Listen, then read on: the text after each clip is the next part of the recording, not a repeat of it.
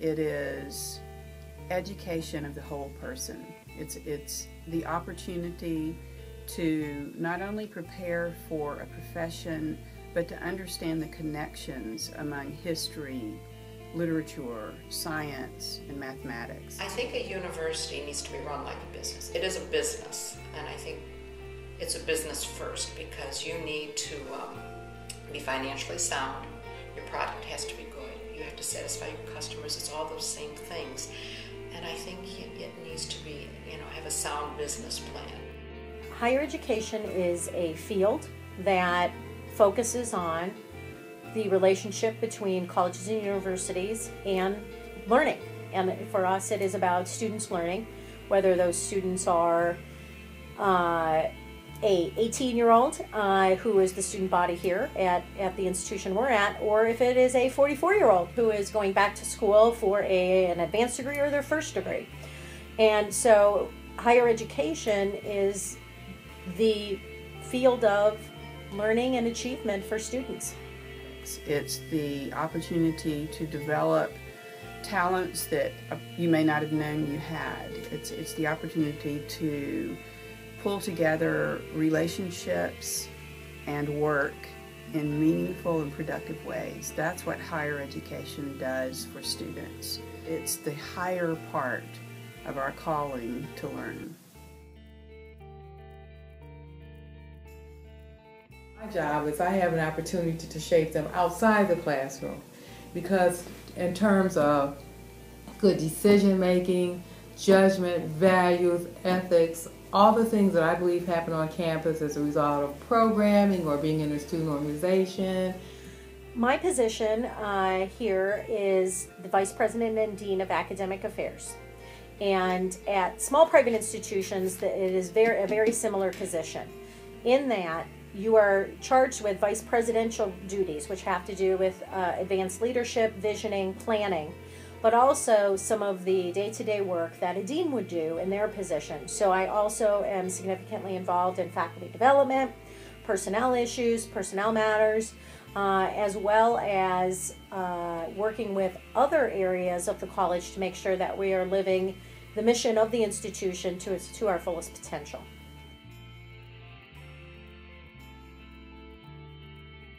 Without a doubt, the people and all the various constituencies.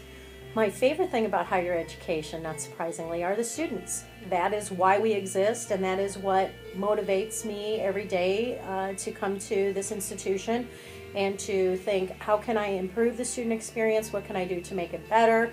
Are there problems in the student experience? And how can I address those challenges in a way that is in the student's best interest and that of the institution? I love working with young adults or adults who are going back to school.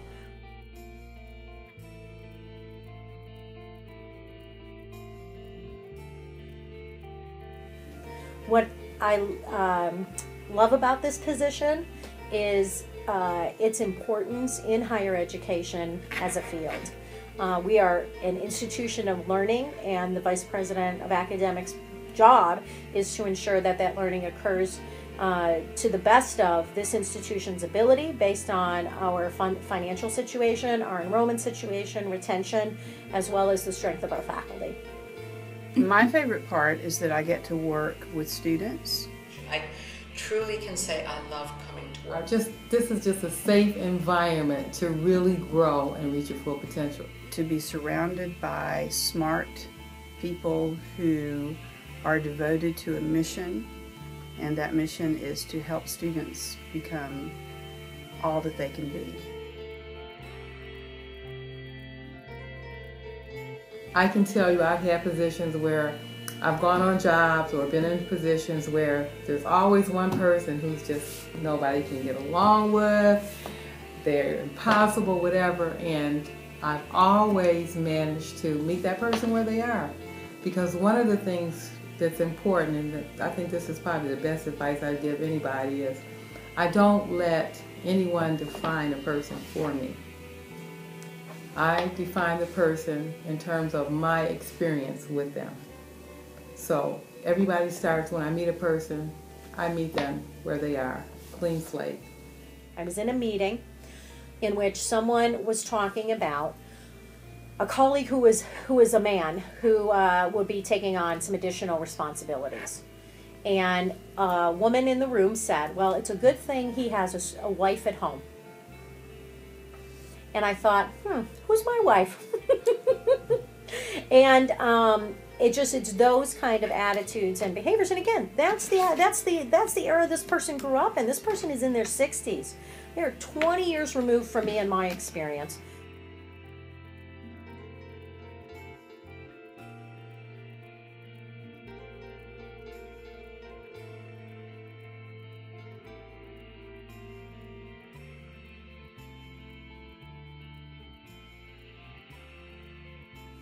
I have spent a large portion of my career as the only woman in a department. For example, for many years I was the only woman in an English department.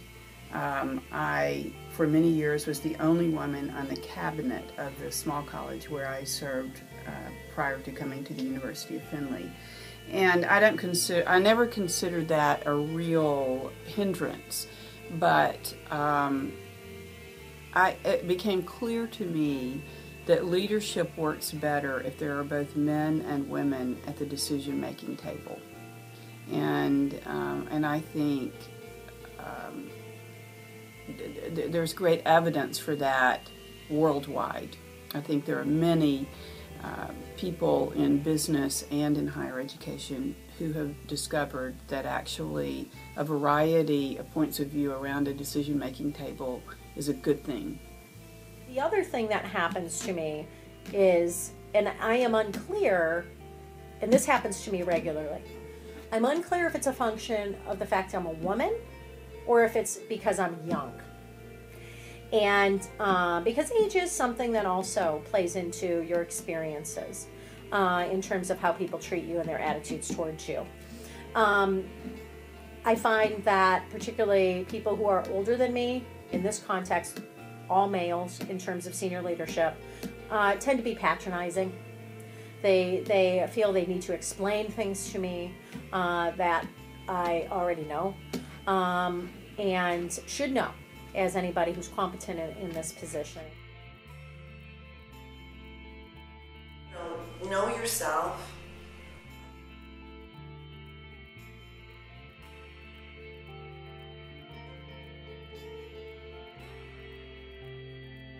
Be who you are, pursue your dreams. Discover what you're called to do and follow that call. And if you don't know what you're called to do for the rest of your life, don't worry about it. Do what you're given to do on any given day. And if you do that well, you will discover opportunities you didn't know were available. And so always be open, be willing to try new things for the right reason. Have fun. Work really hard.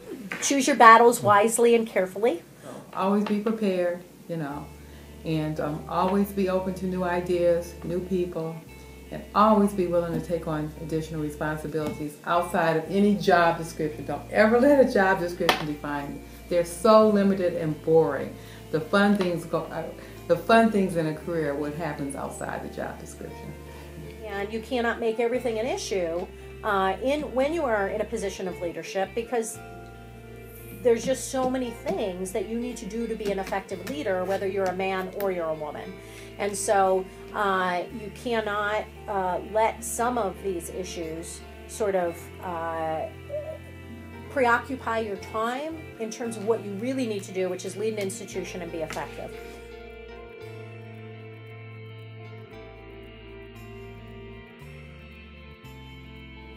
Really down to the 10 Commandments, treat others as you like to be treated. And I honestly have found that if you do that, you can overcome and deal with even the most obstinate people. Like people. Like what you do. You always have to have fun on your job.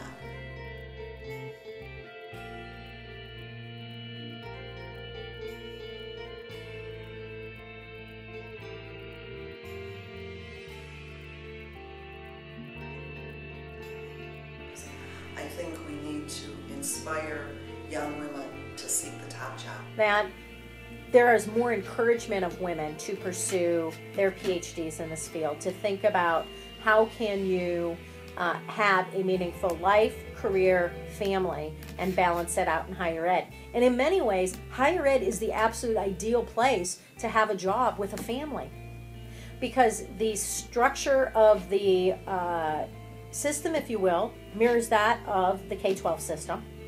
There are semesters, and there are breaks, and there are times off, and it makes it very, very easy to plan for having a life as a parent. And it is in many ways ideal. The other thing is that it's really very flexible. And with children, that flexibility really matters. And so particularly for young women who are thinking about having a family someday, because most of the responsibilities of particularly early child care do fall on women. We know this to be true in the research.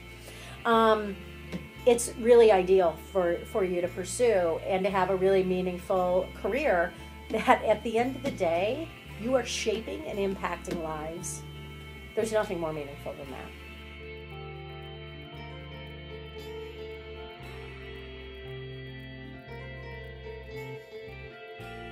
Go for it. There is nothing better than waking up every day and surrounding yourself with people who are smart, who are fun, who are driven and motivated.